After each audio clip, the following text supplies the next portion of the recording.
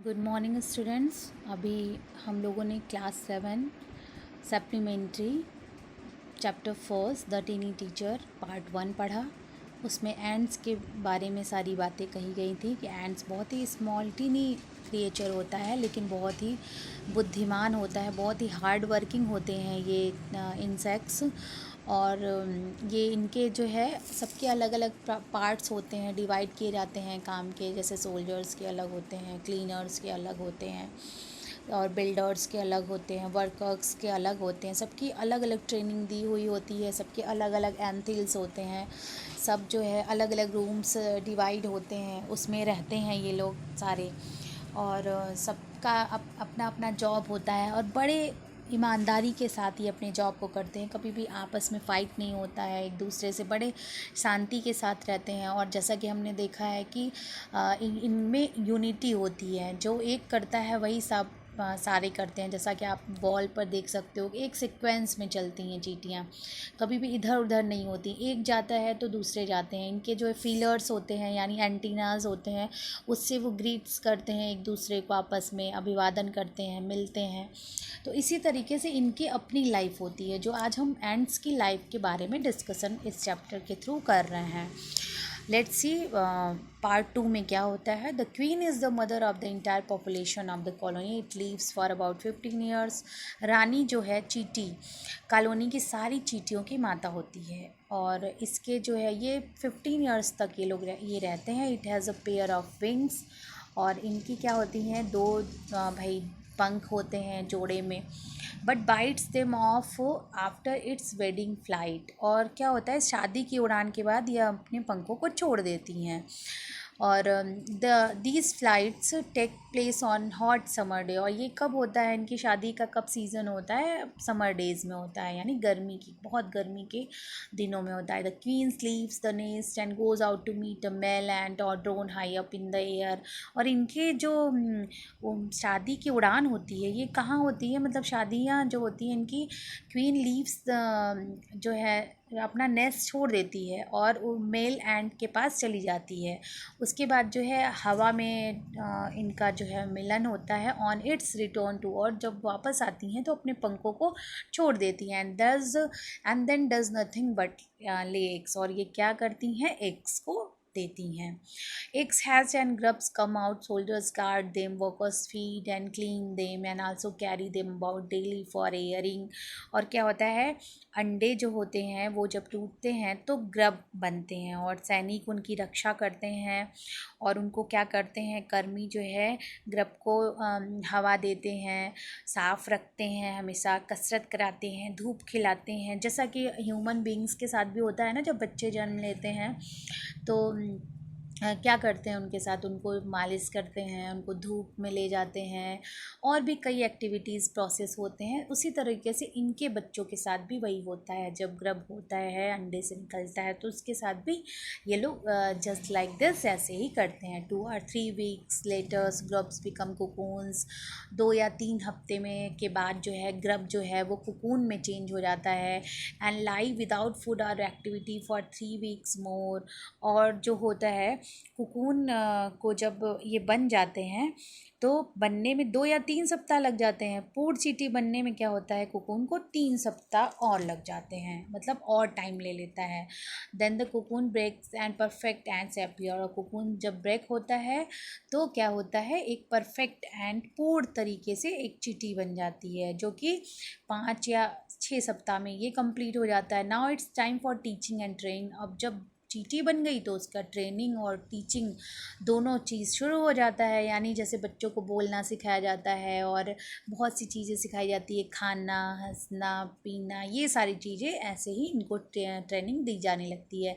New ants learns their duties from old ants as workers. और जो नई नई चींटियाँ जो होती हैं उनको जो है ड्यूटीज़ दी जाती है कि old ants as workers, soldiers, builders, cleaners, यानी उनको जो है नई चींटियों को सैनिक बनना, भवन निर्माता यानी बिल्डर्स बनना, सफाई कर्मचारी यानी क्लीनर्स आदि के काम सिखाए जाते हैं इनको। और फिर जो है ये कुछ सप्ताह के प्रशिक्षण के बाद यानी कुछ सप्ताह की ट्रेनिंग के बाद जो है ये क्या होती हैं, जो है नई चींटियाँ बाहर जाकर काम करने के लायक हो जाती हैं। An anthills is a home not only for ants but also for some other creatures, beetles, lizards, breeds of ants and the green fly। और एंथिल्स जो होता है जहाँ पे चींटियाँ केवल रहती हैं तो केवल उन्हीं का घर नहीं रहता, और भी इंसेक्ट्स उसमें रहते हैं, कुछ अन्य प्राणी भी रहते हैं, जैसे कि है बीटल्स है, लेज़र है, breeds of ants and green fly, ये सारे जो है इंसेक्ट्स वहाँ रहते हैं। Why do ants want these alien creatures to live in their nest. अब ये जो है एंट्स जो हैं वो नहीं चाहते हैं कि और भी क्रिएचर्स जो हैं उनके नेस्ट में रहें। ये तो सबकी एक माइंड कॉन्सेप्ट होता है, हर किसी का होता है कि हमारे घर में कोई और बाहरी एलियन यानी क्रिएचर बोला जा रहा है, यानी बाहर का कोई क्यों आके रह रहा है। For several reasons some give off smell pleasant to ants senses. कुछ रीज़न ये भी होता है, वो लोग इसलिए भी चिढ़ते हैं कि जो और भी क्रिएचर होते हैं उनकी स्मेल जो है एंड की स्मेल से जो है अलग होती है ना। तो वो नहीं चाहते हैं कि कोई और हमारे इसमें रहे। अदर गिव स्वीट जूस, कुछ तो उसमें स्वीट जूस भी देते हैं। And some are just pets or play thing like cats and dogs to human being. और कुछ जो है कुछ जो इंसेक्ट्स उसमें होते हैं वो एकदम पेट्स की तरह होते हैं, कैट्स और डॉग को जैसे ह्यूमन बींग रखते हैं अपने साथ, ऐसे होते हैं कुछ। The green fly is ants cow. और जो ग्रीन फ्लाई है उसको क्या बोला जाता है, एंड्स का काऊ बोला जाता है। यानी ग्रीन फ्लाई जो है एंड्स को बेनिफिट देता है, तो वो कुछ इंसेक्ट को चाहते हैं कि उनके साथ रहे। The ants train it to give honey dew like milk with a touch of their antenna. और क्या होता है, इनको कैसे उससे हनी मिलती है, जैसे कि मिल्क, दूध से, गाय से हमें क्या मिलता है, दूध मिलता है, मिल्क मिलता है। उसी तरीके से एंट्स को ग्रीन फ्लाई से क्या मिलता है, हनी मिलता है। जब वो अपने एंटीना जो दो होते हैं एंटीना को टच कराते हैं ग्रीन फ्लाई से तो उनको शहद मिलता है। They milk it just as we milk the cow. वो ऐसे ही होता है शहद जैसा कि हमें मिलता है गाय से।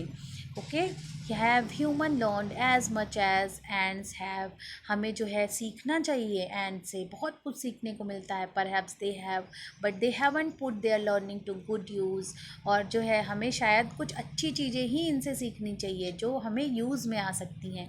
दे may still learn a few things from the tiny teacher, hard work, sense of duty and discipline, cleanliness, care for the young ones and above all form loyalty to the land where they live. और हमें बहुत सी चीज़ें इनसे सीखने को मिलती हैं, जैसे कि इनका हार्ड वर्क करना और इनका जो है डिसिप्लिन मेंटेन करना, इनकी जो ड्यूटी के प्रति अपनी आसक्ति है वो चीज़ें सारी, क्लीननेस, सफाई रखना, केयर फॉर यंग वंस, अपने छोटों को जो है बहुत केयर करना, ध्यान रखना, और बहुत सी चीज़ें हैं। लॉयल्टी है इनका अपने देश के प्रति या अपने लोगों के प्रति जहाँ वो रहते हैं।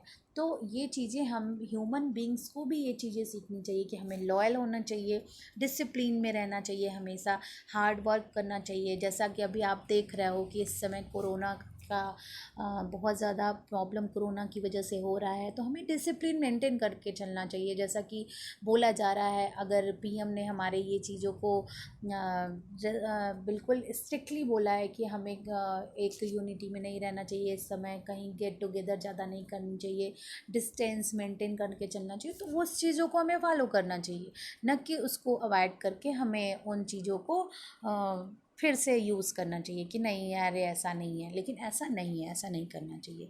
तो हमें स्टूडेंट्स इस चैप्टर से हमें ये चीज़ें सीखने को मिलती है कि एंट्स जैसे इंसेक्ट्स जो कि बहुत हार्ड वर्किंग हैं, बहुत ही डिसिप्लिन में रहते हैं, बहुत क्लीन होते हैं, अपने छोटों के प्रति बड़े वफादार होते हैं, केयर करते हैं, लॉयल होते हैं अपने लैंड के प्रति, तो उसी तरीके से हमें भी ऐसा ही होना चाहिए।